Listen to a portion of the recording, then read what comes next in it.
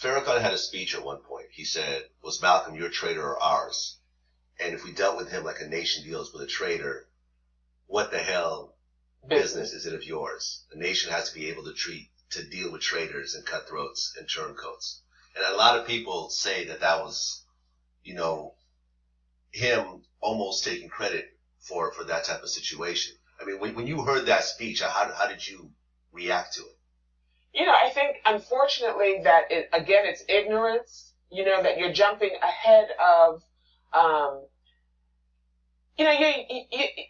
think it's unfortunate. And I think that's why my father said, when they asked him, what is your agenda? Will you be spearheading this? And he said, no, I don't take ownership in leading anyone to do anything. That we all have to do this collectively.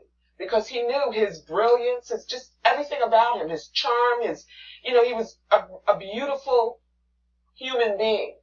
And unfortunately, sometimes some people are envious of others and they want to cut them down and not look at the bigger picture. And so they allow themselves to be used to try and tear down the other and, all this other stuff. It still happens today, of course. Well, the group of people who were involved in your father's assassination, they all got 20 years to life in prison. And one of the guys, Thomas Hagen, is actually out of prison. I forgot exactly when he got released. Have any of them ever reached out to apologize? 'Cause I know that they said at one point that they feel, very bad about what they did. They left the Nation of Islam afterwards. Have you actually been in contact with any of these people? Well, only one of the persons of the three that served is one of the persons who pulled the trigger. The other two did not. And there's another one who still lives in New Jersey, who worked for the police department. And he's wait. Oh, you don't know that? I didn't know that. Oh, so you're saying one of the people involved in your father's assassination is now a police officer in New Jersey? No. What I think, you can go online and Google New Jersey resident who assassinated Malcolm X. Oh, wait, hold on. William Bradley. Okay. So have any of them ever tried to reach out to apologize or anything? Yes. Really? Yes. And there are also some, if you Google Razak, I can't remember, Abdul Razak, who his former name was James 67X, was my father's secretary. I'm on Twitter. I think I might have tweeted something about him. And he always says who the real triggermen were, and that they weren't in the Nation of Islam, and that they worked for, different entities. And, so I think that there's just so much that we will find out.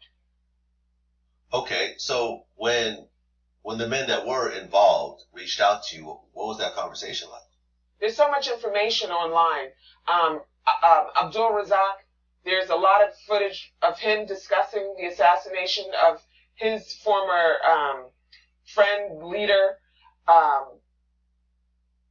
formerly James 67X, who recently passed away. There are plenty of people who talk about the persons who assassinated their friends, and that there was only one person who actually was arrested and charged that was involved, and the other two weren't. And even he says that. Now your sister, Kabila, how do you pronounce it? Yeah. Kabila, she was actually charged with conspiracy to kill Louis Farrakhan. She didn't go to jail. She didn't conspire to kill Farrakhan.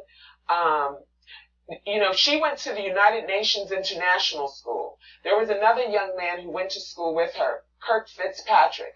Kirk Fitzpatrick appeared out of nowhere. They were friends when they were in school, and he discussed it. And it was supposed to be a joke.